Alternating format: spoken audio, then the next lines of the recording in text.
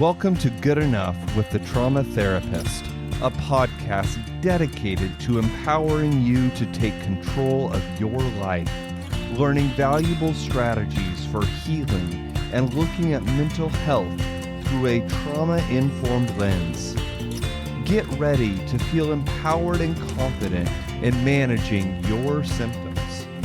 And now, here is your host, licensed clinical social worker, EMDR therapist, and certified clinical trauma professional, Jamie Vollmoeller. Welcome to Good Enough. I am your host, Jamie Vollmoeller. And today we are doing a deep dive into Project 2025.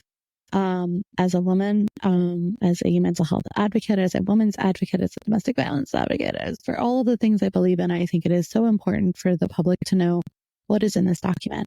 And for those of you saying that this document isn't what Trump is going to do, I also just want to note that in this episode, we will be going over the very real bills that are in our Congress that are also mentioned in Project 2025, passing and putting through. So whether or not any candidate in particular says they endorsed Project 2025, I will note there are multiple Republican bills that further restrict women's access to reproductive health care in Congress currently.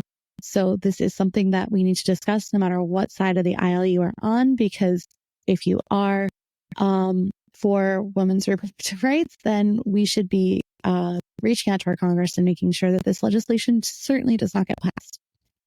Because I believe in sharing the facts. For those of you listening via podcast or radio, if you want to fact check all of this, I will be share screening the actual Project 2025 document in this episode on YouTube, and going through specifically the page numbers, what is that, and then what each of these acts say and what they mean, because it is that important for us to all understand. And not everyone has the time to do this extensive research. So thanks to maternity leave and having a newborn, I have plenty of time to scroll and look up all this information for you guys. And I really do think it's important to do so, because this is so critical to women's reproductive health care and women's rights in general. And especially having a baby girl that I just brought into the world, there is nothing more important I think I could do as her mother than try to ensure that she has at least the same rights that I had when I was brought into this. So let's get into it, guys. I am going to just share my screen real quick. So we're going to start with 317. All right, because I want to just start with a broad overview, and I think it's really important to just start there. So page 317, it says, HHS also pushes abortion as a form of health care, and health care is in quotes, skirting and sometimes blatantly defying the Hyde Amendment in the process. Saravina writes that FDA should reverse its approval of chemical abortion drugs because the politicized approval process was illegal from the start. When they're talking about this, guys, they are talking about mifepristone. So mifepristone is an abortion drug that will end your pregnancy. It is also one of the safest ways to end a pregnancy, and is really used within the beginning state, like the first 3 months of pregnancy. Very, very important for women who are also miscarrying, which is the most common time for us to miscarry, which is in that first 3 months, to ensure that all of the fetal tissue and everything is removed from the body, and that the woman does not need further surgery to acquire a DNC. And I say this as a woman who, during my second C-section with my son, I did have to go back in a week later because part of the placenta was left in me, which could have made me gone septic and was rotting literally inside of my body. So I had to go through a second surgery to remove what was left over from delivering my child.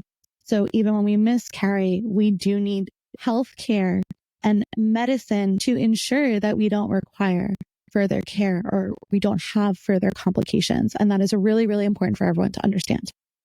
Back to the document, page 317 continues. Saravina writes, the HHS should pursue a robust agenda to protect the fundamental right to life, protect conscious rights, and uphold bodily integrity rooted in biological realities, not ideology. So what they're talking about here is an embryonic personhood. So for those of you who don't understand what embryonic personhood is, this is how IVF got launched into this whole crazy debate. So embryonic personhood means that from what these policies are arguing is that life begins at literally conception. So in vitro fertilization, which is what IVF stands for, you take the egg and you take the sperm and you put them in a petri dish. And as soon as the egg enters the sperm, now that is a person. That is embryonic personhood. That embryo and sperm cell that have just conjoined now have rights. That's a human being with life, according to these types of policies. And that's how they want this defined in the law, that a cell essentially has personhood, and that personhood is more valued than the fully functioning, adult woman or child or female. I should just say female, because this does happen to children. Children get pregnant, guys. That is also important for us to remember.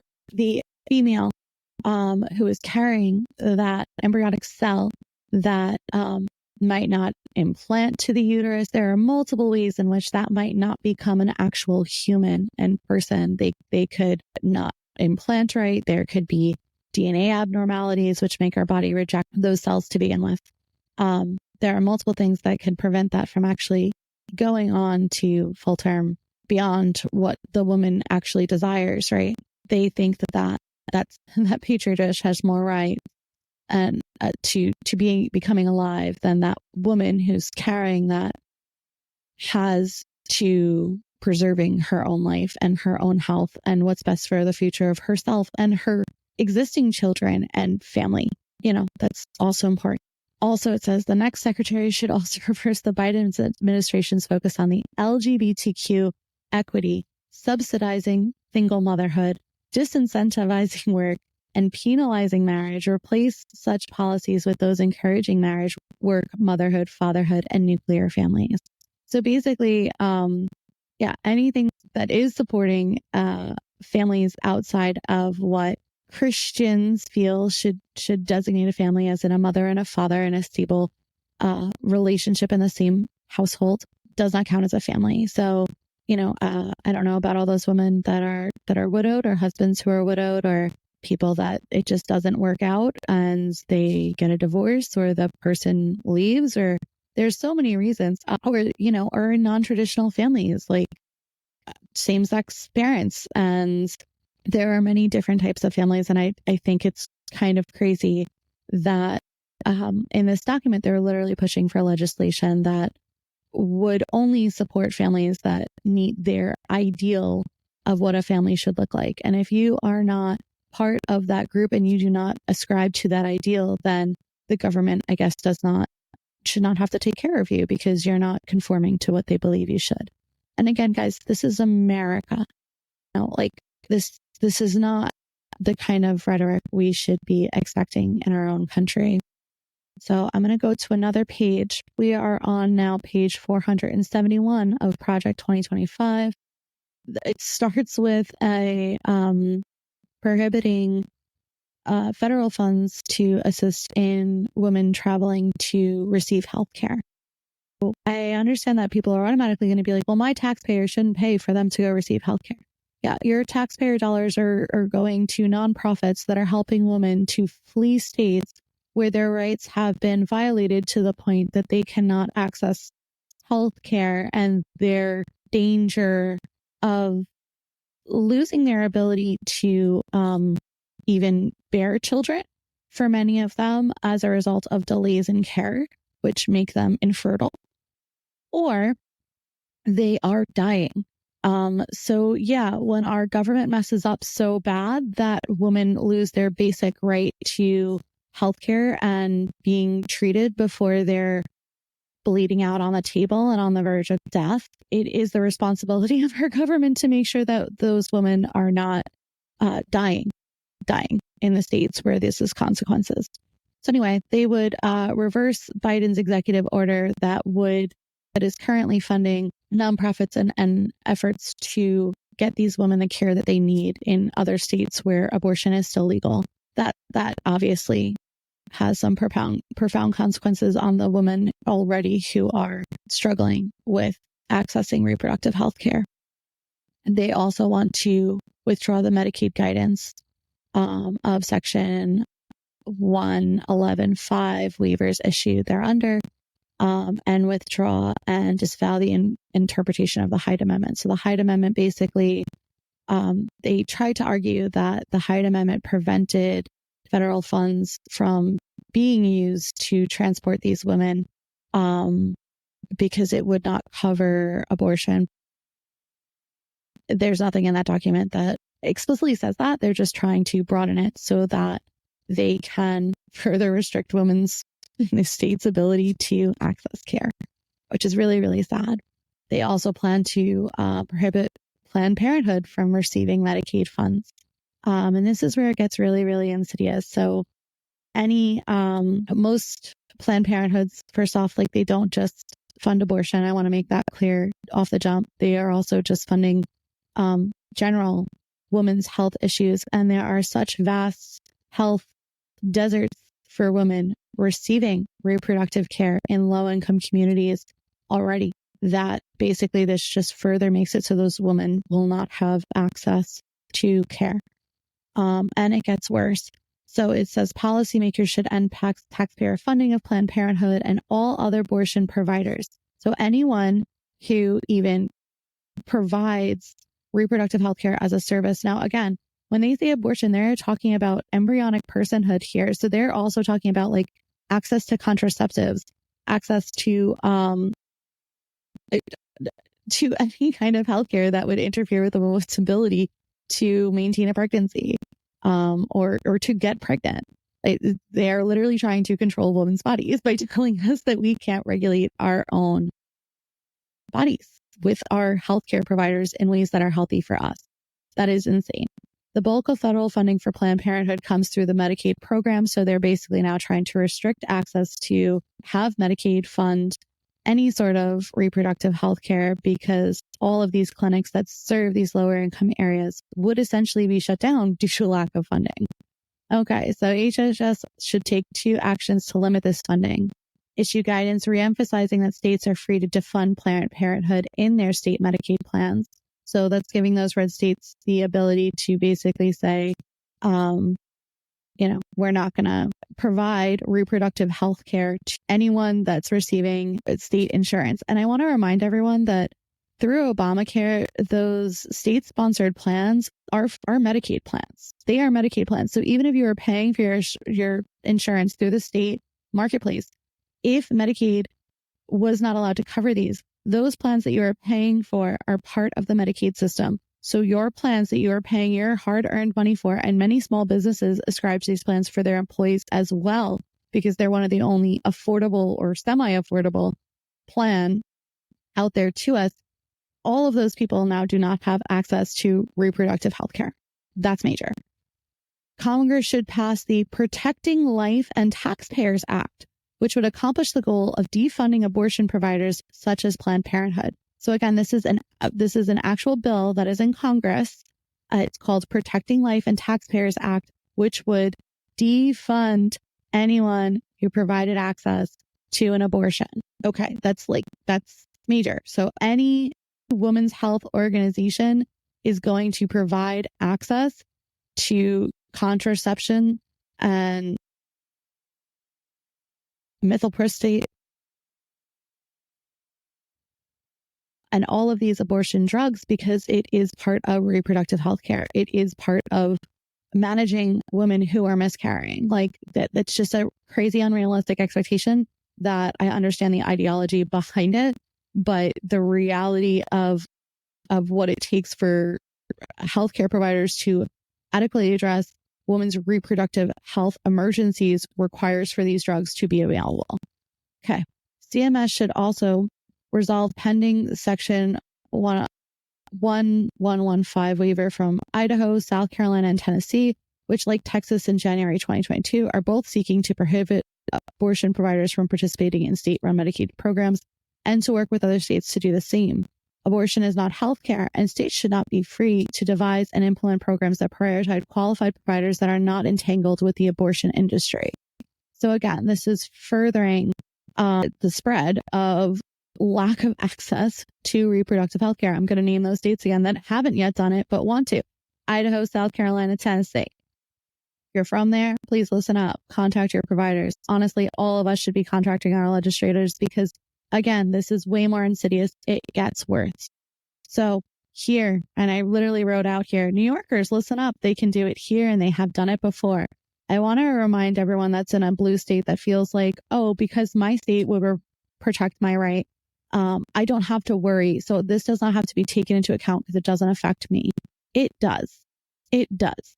And for a man who penalized New York during COVID because we did not vote for him and he did not agree with what our leaders in positions of power were doing, he did not send us ventilators. He delayed the sending of masks. He delayed the sending of funding. He contributed to the immense loss of life that we experienced here in New York because he did not feel that, New York was a place that he had to worry about because we're not Trump country. And that's, first off, he's not going to support us if he feels that we don't have 100% loyalty to him because that's his playbook.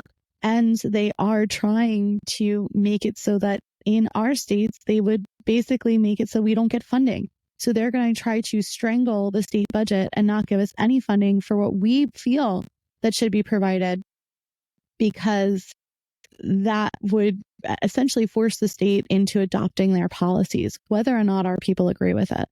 So I'm going to read this. Withdraw Medicaid funds for states that require abortion insurance. So in New York State, right, if we go back to what they plan on doing in reinstating Trump's executive order that made it so that employers do not have to cover abortion and their healthcare plans, right? If New York was like, nope, all New York employers still need to cover this, which of course New York would, they're not going to give us any federal funding for Medicaid. Do you guys know what a disaster that is for our state budget, for us, our finances, for making sure that New York doesn't fall into like this crazy hole? It's insane. Withdraw Medicaid funds for states that require abortion insurance or that discriminate in violation of the Weldon Amendment. The Weldon Amendment declares that no HHS funding may go to a state or local government that discriminates against pro-life health entities or insurers. In blatant violation of this law, 7 states require abortion coverage in private health insurance plans, and HHS continues to fund those states.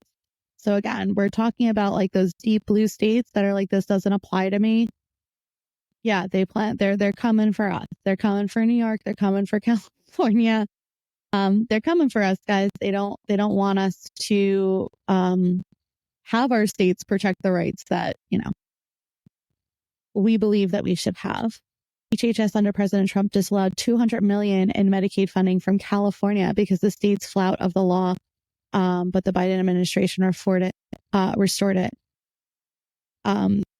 Trump tried to not pay the $200 million. I believe, if I'm not mistaken, California did eventually get paid. But yes, he tried to withhold $200 million from the state of California, and he did for a period of time, because he didn't like that they allow abortion care. Like, it's insane. Oh, actually, I think specifically for California, it's because they don't have any reporting requirement for abortions or miscarriages in their state. So because of that, Trump was like, we're just gonna not give you Medicaid funds then because the law says we can do so. And I want people to really think about that. Just because the law says that we could do something, our law is supposed to change over time. And unfortunately, our Congress has been so messed up. There's been very little legislating, which is the creation of new laws that adopt to the general consensus of the time, because most of Americans agree that women should have reproductive rights. This shouldn't be a discussion. This is a conversation between her and her healthcare provider, and it's none of your business. But our laws don't necessarily reflect that.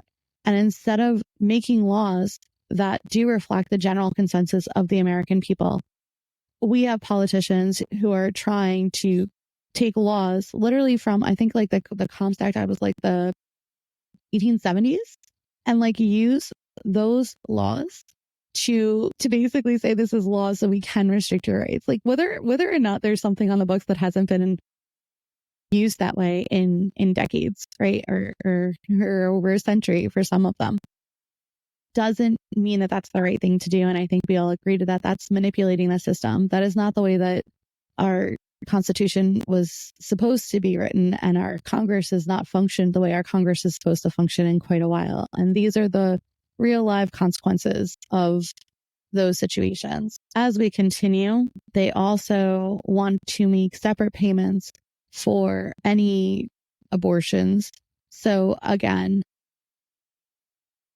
they are trying to just further track who's paying for what and who's getting abortions. And they don't want any elective abortions covered. But, according to these people, everything is an elective abortion. Yeah. So the Hyde Amendment compliance, HHS should undertake a full audit to determine compliance or non-compliance with the Hyde Amendment and similar funding restrictions in HHS programs. This audit should include a review of the Biden administration's post-Dobbs executive actions to promote abortion.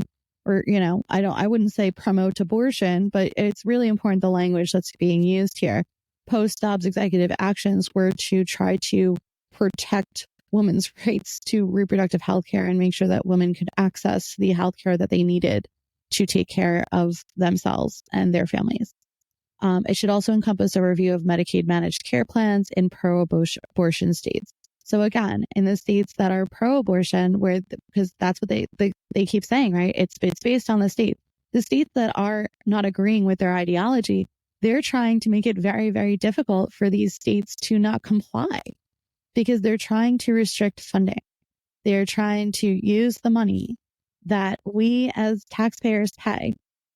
And as a New Yorker, we pay way more in taxes than we get back from the federal government. As a Long Islander, we pay way more in taxes than we get back from the state.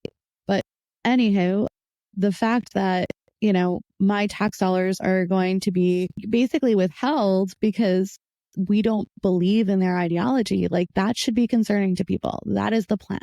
The plan is to try to make it more difficult for us to fund the things that we believe in our states. This next one is also really, really rough. We're still only on page 473 of Project 2025. First, distorted pro-abortion interpretations added to the Emergency Medical Treatment and Active Labor Act.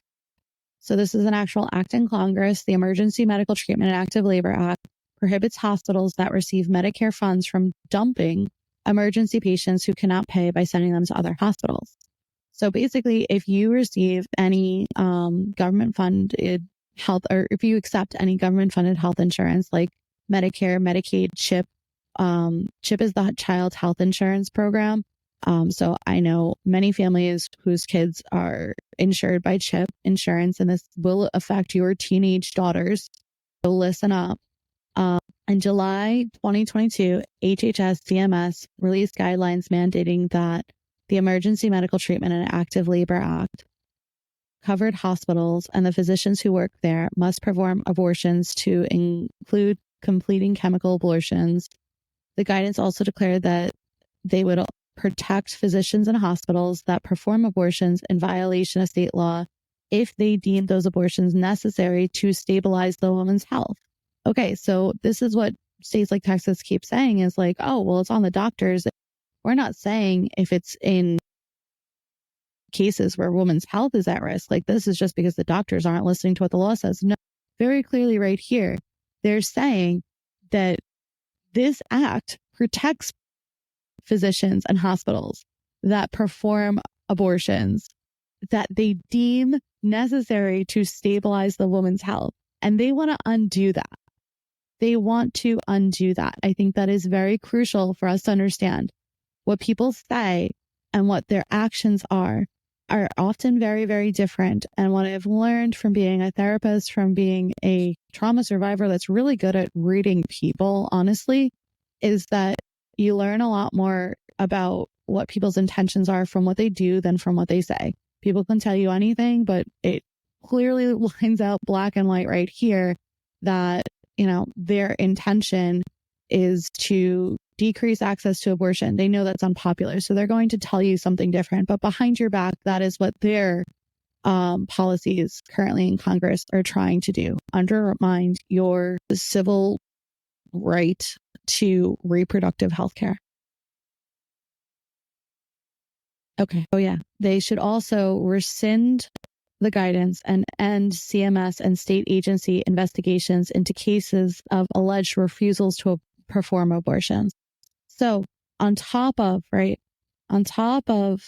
going after, like making it easier for them to go after doctors and hospitals who are providing reproductive health care, on top of that, for those that don't, that refuse to provide health care, even though it's affecting the mother's life, even though that the mother could die based on their religious beliefs, like you're a doctor, you took a friggin' oath to not do harm, and your religious beliefs should not come above the oath to your fellow humanity. Otherwise, you probably should not be operating as a doctor that is in that capacity, at least at a minimum, because it's a danger to every woman that walks into your emergency room. But anyway, so if they did this, they would be like no repercussions for doctors and hospitals and healthcare organizations that just said, yeah, no, we're anti-abortion, so you can now bleed out and die, and that's God's will. And there can be no consequences, criminal, civil, otherwise, for these people. Like, that's insane. That's insane. It's just crazy. Okay. Still only on page 474 here. Enforce, oh my God. So this is in this document, they go into these crazy conspiracy theories about how babies are being born alive and left to die. You can't see one case of this. There's literally not one case of a baby being born and then like being executed afterwards. Like in any case, honestly, even when people have to get these elective procedures, like often I was listening to a woman who was talking about when she was carrying her twins. They might have had this rare disease where basically only one of the twins would survive. And they wanted to push back that operation as long as possible because there was a chance that, they would be able to save one of the twins, but the other one would die, or both the twins would die if nothing was done.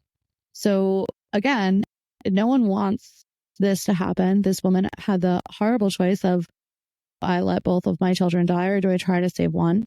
And they wanted to wait as long as possible in her pregnancy so that if that child was born and like that if that child couldn't be left in the womb to continue to grow and they had to take him out, they would have the best chance of survival when they get out of the womb. Like that is every doctor's primary concern. No one is, whether the woman wants it or not, no one's cutting out a baby and saying, yeah, I'm gonna, like, that's illegal. That's already, like, that is a human life.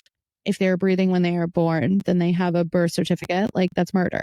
So these are crazy conspiracy theories that are literally now acts in Congress. So again, another lovely act discussed on page 474 is the Born Alive Abortion Survivors Protection Act, because that's really needed, guys, because there's not one case of any babies being born alive and then killed. But Born Alive Survivors Protection Act is also covered here. Permanently codify both the Hyde family of amendments and the protections provided by the Weldon Amendment. Congress can accomplish this through legislation such as the No Taxpayer Funding for Abortion and Abortion Insurance Full Disclosure Act and the Conscience Protection Act. So these are three acts that would permanently make it so that you could not get your abortion access through government funded programs. And, again,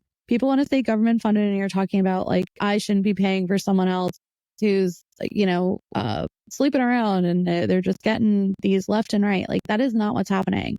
We're talking about, again, government funded programs include Child Health Insurance Program, CHIP, which many teenage girls are on.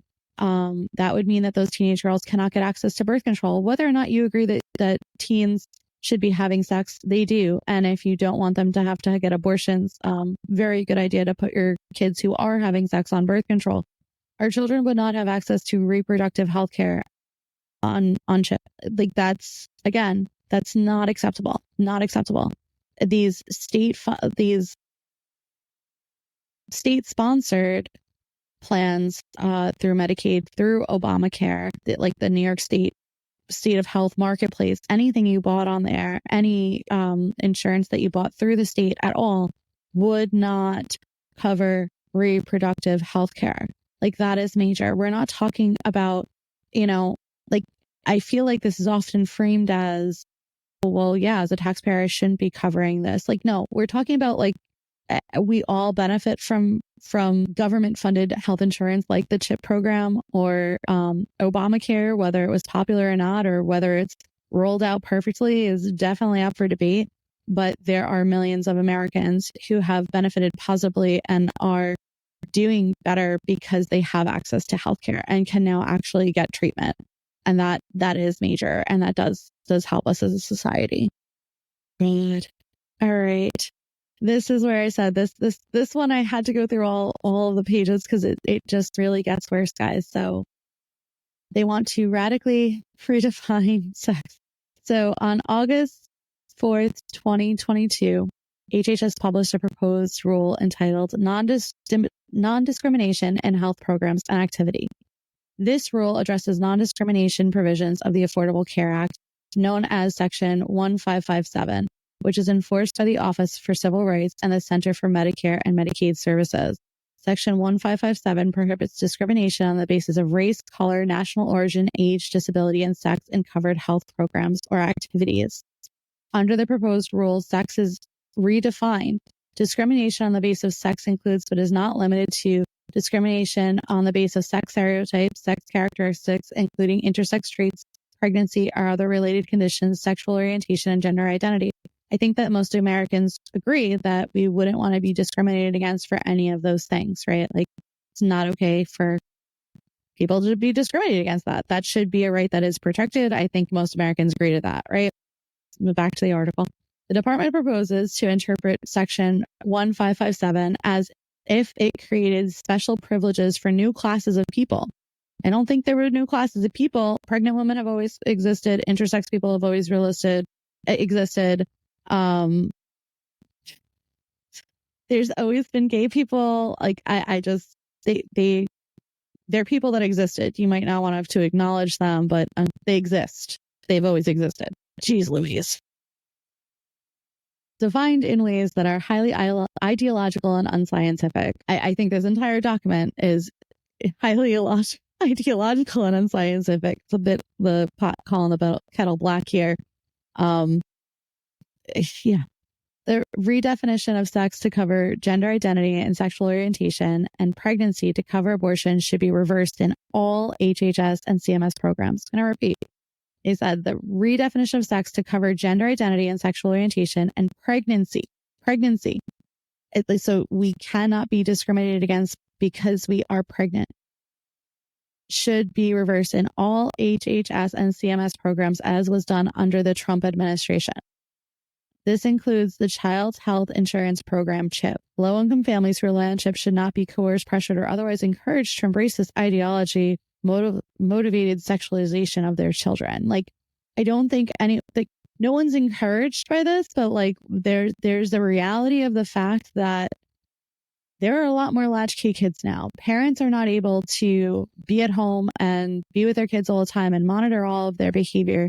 And there is an increase of promiscuity amongst teenagers, and kids are having sex and pretending like it doesn't exist or providing them education and care so that they can prevent pregnancy, which would disproportionately affect their life and the outcomes of the success of them and the success of the children that they are pregnant with, like, are ideological and unscientific. That the words that they are using is what describes this policy. It does not make sense to not provide teenagers adequate health care or education or anything other than abstinence. Like, it doesn't work. Research has shown us this a million times. Just because you don't agree with it doesn't mean that science is wrong. You can't just say science is wrong because you don't like the facts. Those are the facts. Science isn't wrong. All right. Sorry. I'm very frustrated by all of this. And I'm about to get probably even a bit more frustrated because I'm going to get into IVF. And for those of you who don't know, both of my first two children were conceived through IVF. I would probably not be a mother if it was not for access to IVF, and not that that access was even super accessible. I had to save and, be very conscious about my employment decisions to ensure that I had access to IVF so that I could become a mother. And what's really strange to me about this whole proposal is, getting rid of IVF has nothing to do with, it doesn't make sense. If you're worried about families and you want people to have more children, like, why would you be making it any more difficult for us to have access to IVF? But again, it's because that's not the agenda. The agenda is not to make the family stronger. The agenda is to take us back to a time where men were in control and, women did not have quite as much voice or power as we do now. And if you listen to the way that some of these people speak, it is very clear that they do not believe that women should be in positions of power. And if that's how they feel, that's fine. But I am not, as a woman, going to sit down and take that without any sort of fight. So on to the page that gets into how this will affect our access to IVF. So if we continue down, I think this is still under the HSS, but we're now on page 450. No, this might be I think it's a different section, but either way, we are on page 460 of Project 2025 mandate, where it says bioethics reform. It's the last paragraph at the bottom. Research using fetal tissue obtained from elective abortions is immoral and obsolete. Research using human embryonic stem cells also involves the destruction of human life, again, because they believe in embryonic personhood, and should not be subsidized with taxpayer dollars.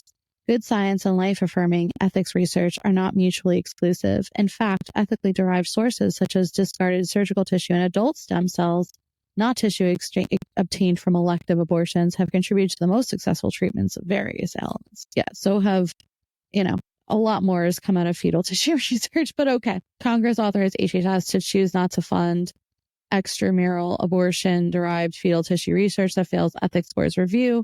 I would agree with that. I mean, I think there's a board of ethics for a reason. I don't think that, we should be promoting that idea, but that also doesn't mean we shouldn't be researching at all, which is what they're eventually going to propose. So we will get there. Trump's administration, HHS, chose that course. Subsequently, however, the Biden administration restored unrestricted funding of abortion-derived fetal tissue research. HHS should promptly restore the Ethics Advisory Committee to oversee abortion-derived fetal tissue research, and Congress should prohibit such research altogether. And that's really what it comes down to, right? It's not elective abortion. Like, they don't think that fetal tissue should be in research at all, again, because they believe in embryonic personhood. So I don't think that that's the stance that most people have on research or when life begins. It goes on to say, end intramural research projects using tissue from aborted children with the NIH, which should end its human embryonic stem cell registry. So again, any sort of embryonic stem cells or any sort of stem cell research, entirely against. Aggressively implement a plan to pursue and fund ethical alternative methods of research in order to ensure that abortion and embryonic destructive related research cell lines and other testing methods become both fully obsolete and ethically unthinkable. So again, because this is against their ideology and their morality, because they believe in embryonic personhood, they want to do away with embryonic stem cell research altogether. And this, again, does contribute to IVF. So I go on. Because the male-female dyad is essential to human nature, and because every child has a right to a mother and father, three-parent embryo creation and human cloning research should be banned. Okay, so what this is saying is that IVF is against nature. So they don't want to allow IVF at all because IVF would allow a single mother to become a parent, right? They can use donated sperm, allow that single mother to become a parent, and that child would be raised by that single mother. That is perfectly fine. That's a perfectly acceptable human family, an American family, but they do not want that to occur. IVF also allows for same-sex couples to have their own children. They're right here saying that they do not believe in that. IVF allows for people that are in, homosexual married relationships to take sperm from a sperm donor or eggs from egg donors because maybe one of those parents had cancer previously. Like, let's say the wife had cancer and she can't use her eggs. She has an egg donated, and that would not be allowed because that would be a 3-parent embryo creation and human cloning research, which they think should be banned. So at the end of the day, they believe that IVF as a whole should be banned because it allows for creations of family systems that they find immorally wrong. So therefore, IVF as a whole, not an option. So as someone who had to use IVF to create my own family, I was told at 18 we'd have issues having kids. Me and my husband literally made a lot of our choices in colleges about what our careers would be based on what would allow us to have kids early. Because we could not wait till we were in our 30s to have kids. We knew that I would not be able to probably do that. Although I did just have a kid now, but that's not the information we had at the time. So IVF is very, very near and dear to my heart. And it really breaks my heart that so many women might not have access to this, that I have family members, I have friends that have used IVF to create their families. And it's really a beautiful, beautiful process. And I don't understand why anyone thinks that they have the right to determine whether or not you should be able to create a family, especially a party that's preaching, family values and wanting families and all this nonsense and calling out childless cat ladies, but then making it impossible for us to have children. It's kind of an oxymoron. But yeah, it's really, really major. Part of the reason that IVF is not able to be done anymore in some of these states by doctors, or they don't feel comfortable doing it anymore, is because defining an embryo as a person has consequences, right? So if they're saying that this cell in a petri dish is a human being and has the rights of a human being, and that ending that life would be murder, which is what they're saying it is, that means that doctors, all the embryos don't make it. As someone who went through IVF, I think I got 20 eggs that came out. I think only 9 fertilized, and then maybe 5 made it past day 5. And I'm very lucky for those numbers. Some people are lucky to get 1. And it's not even a really quality embryo. So we're talking about very, very fragile embryos here that can definitely not take. So even the creation of these embryos and them not making it that could be considered murder, right? And transporting them against state lines, if they're moving them, if the temperature gets off and the embryos don't make it, again, murder. Doctors and the clinics can go to jail. That, first off, that's insane. It's just insane. But it's not murder. There's a reason that an embryo has never been considered a person, because it's not a person. And science says that. This isn't ideology, guys. This is science. This is facts. This is, if we're going to, it's also just mind boggling to me, right? So if all are they going to start arresting men for ejaculating, guys? Because those sperm, they could be creating humans and they're not. And because they ran up in that sock, that could have been a person and they just ruined that person's life. It's insane. It's insane. And the fact that, they want to consider, embryos to be people. Embryonic personhood is a serious threat to women, because an embryo is not a person. It's a fact. Pregnancy, a fetus is considered a parasite. That's literally what it's considered in the medical world. And that's not because we don't value human life. It's because there's, again, with science and nature, there's no guarantees that that's going to become a human being. And up until a certain point, it can just significantly impact a woman's health. If you have an ectopic pregnancy, that's a pregnancy, guys, but you wouldn't be able to get healthcare with that pregnancy. You would not be able to end that pregnancy unless it becomes dire. So an ectopic pregnancy is stuck in your fallopian tube. So when the fetus continues to grow, it can rupture your fallopian tube and you can bleed out. And actually that did happen last month to a woman. She bled out because she had an ectopic pregnancy and they needed to wait to give her medical care because she wasn't in danger enough at the time. And that's terrifying. That's terrifying. I have family members who've had ectopic pregnancies, and these are like very religious people who very much wanted children and were trying for a very long time and had to go and receive services to end that pregnancy because an ectopic pregnancy is not viable for that fetus. And it will also kill you as a woman. It will kill you. So when we're talking about these things, they are not hypotheticals. This is literally what is happening in the real world with the current laws that are currently in place because of our lack of protections. And I think it's really, really important for everyone to understand, to take notice, and to stand up because it's not going to end there. Right. And I think that we hear this a lot. And people might say it's fear mongering when it's like, oh, well, if they do this, like it's if you give a mouse a cookie analogy, if they do this, then they'll do this, and they'll do this. But it's really not an analogy anymore, guys. Like they had said in 2016, vote us in, because of the Supreme Court justices, right? So whether or not the Trump campaign wants to he takes ownership of the fact that Roe v. Wade was overturned. He just doesn't take ownership of the impended consequences of overturning Roe v. Wade, which is kind of, again, an oxymoron. You can't say, I'm so proud that I put in place these 3 Supreme Court justices that royally dismantled your rights and made it so that women are dying in this country because they can't access reproductive health care. And I don't agree with that, but those were your actions, right? So again, if we are going to be a leader, I'm a boss. I am the leader of my household and I am the leader of an organization. As the leader of that organization, I cannot make new policies and then throw my hands in the air when those policies are crap and they don't work and they're negatively affecting my clients and just say to everyone like, well, you guys said it would be good and just like leave it the way. Like that's not acceptable. You are a leader.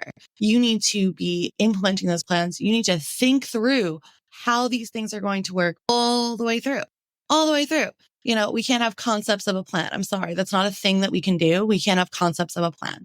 And again, for those of you who are like, well, it probably won't happen. And if it does, it won't be that bad and we can fight it and there's other protections. So I don't need to worry about it. Like they are slowly dismantling our rights. They're slowly chipping away at us. And this is how it happens in history, guys. It's not that authoritarianism or any of these countries where people's rights are severely being violated, that this happens overnight. They are slowly chipped away at. It is a slow process that chips away at our reality, right? And it gets easier. Like these little things just keep happening and we adapt and then something else happens and we adapt and we just keep moving along because we all feel powerless, but we are not powerless. We are not powerless. We all have voices.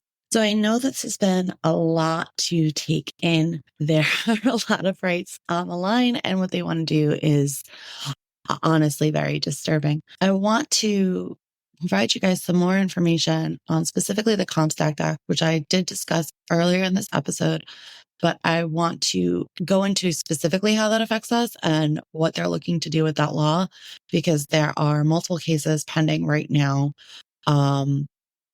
that will probably eventually be kicked up to the Supreme Court in which the Comstock Act could be used to prevent materials from being shipped between state lines, which would essentially be an abortion ban nationwide. Because if you cannot get the materials you need to perform the care, and it's illegal to transport them, that effectively means that even in states that want this, they cannot do it. So getting into this, if you haven't heard of the Comstock Act, guys, it's by design. It's an old law, like really old. dating back to 1873. It was originally put in place to criminalize the distribution of obscene materials, which at that time included anything related to birth control and abortion. Fast forward to today, and this outdated law is being dusted off and used in ways that directly impact our reproductive rights. And let me tell you, girls, it's not just a historical artifact, it's a live wire. The Comstock Act is being revived in court battles over abortion pills, contraception, and even information related to reproductive health care. As a professional working mother, I know you've got a lot on your plate, just like I do. Juggling a career, kids, and life in general, it might feel like this law is a distant issue, and all of the stuff I've discussed today is distant, but it's not. The truth is the Comstock Act has the potential to restrict access to healthcare that many women rely on, including birth control and abortion services. This will change everything from us, from the care that we receive to the information we're able to access. Okay. So again, the Comstock Act, by the way, basically criminalizes mailing and transportation of certain materials, including contraception, information on contraceptions, and items used to produce an abortion. So they're trying to use this as a nationwide abortion ban by limiting access to medication, medical supplies that would be needed for us to have an abortion. And obviously, abortion is not just about, elective abortions. We're talking about, what we would need in the case of something happens to your baby and you're miscarrying. If you have an ectopic pregnancy, there's literally a woman who just died recently in September 2024 because she had ectopic pregnancy and they wouldn't perform an abortion on her, which was needed. So the fetus kept growing and her fallopian tube blew up and she died. This is very real for me. So what can we do, guys? So the first step is staying informed. So thanks for listening. If you watched all the way through, at least you now have some information exactly like you're doing right now by tuning in. But knowledge isn't enough. So I want you guys to have some steps you can take. I want you to contact your representatives and let them know how you feel about reproductive rights. You are their constituents and your voice matters. We want to support organizations fighting for reproductive rights, like groups like Planned Parenthood, the ACLU, and others are on the front lines battling these issues. And we want to have the conversation with our partners, our friends, our family. My husband will be voting the election for the first time ever. And I've always been super political, but especially with us just having a daughter, even he who's like the most apolitical man in the world is like, yeah, okay, we got to protect our children, our family, and the future generations to come, because this is truly that important. And then these conversations need to be a part of our daily lives if we want to create change. And then the final thing, when we're writing those legislators, I want you guys to talk about the Equal Rights Amendment. So if you haven't heard about this one, it's designed to guarantee equal rights for all American citizens, regardless of sex. And back earlier in the episode, I was outlining for you guys how they would like to redefine sex and gender and sex traits so they're not protected. So unless this is codified into our Constitution as an additional amendment, our rights are on the line as long as crazy people can get into office and dismantle them. So it's pretty straightforward. But here we are in 2024 and it's still not fully ratified. So this is huge because without it, there's no clear constitutional protections against sex-based discrimination. The Equal Rights Amendment, ERA, could be a critical tool in protecting reproductive rights by ensuring that laws like the Comstock Act can't be used to disproportionately impact women. So what's next, guys? I want to leave you with this thought. The fight for equality and reproductive rights is ongoing, but you're not powerless. Whether it's educating yourself, getting involved in activism, or just making sure you vote in every election, your actions can make a difference.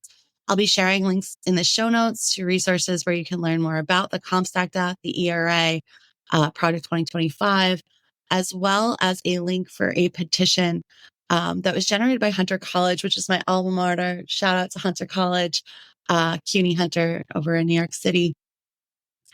We are very big on the oppressive lens there. So it's not really shocking to me as an alum that they have a petition going. But I'm going to drop that in the show notes as well. There is a petition that you can already written for those of you that are like, I don't have time to write. Great. Jump on this website, go sign it, sign your name. It'll send it to your congressman or woman.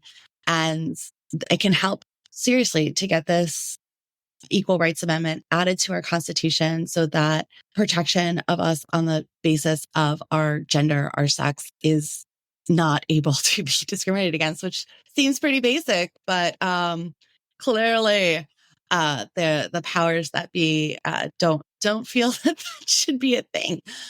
Okay. And as always, let's keep the conversation going, guys. If you have questions or thoughts or anything that resonated with you today that you want to hear more about, or other things that are going on that you're like, Jamie, how are you not talking about this? Please shoot me an email, write a comment, send us a message.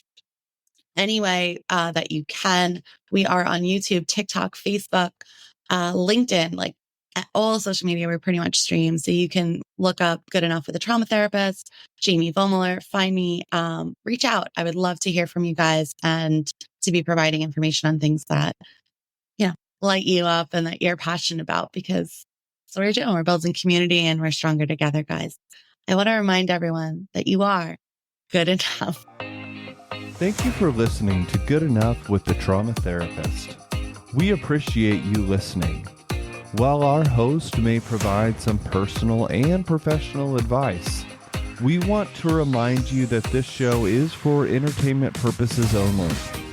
Each individual situation is unique, and Good Enough is not a substitute for mental health treatment.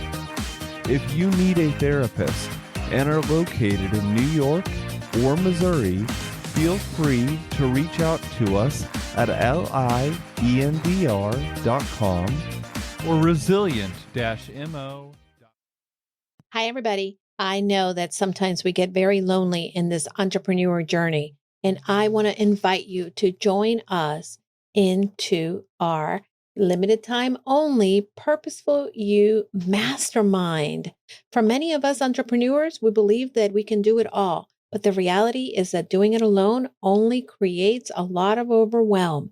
So join us at the Purposeful You Mastermind.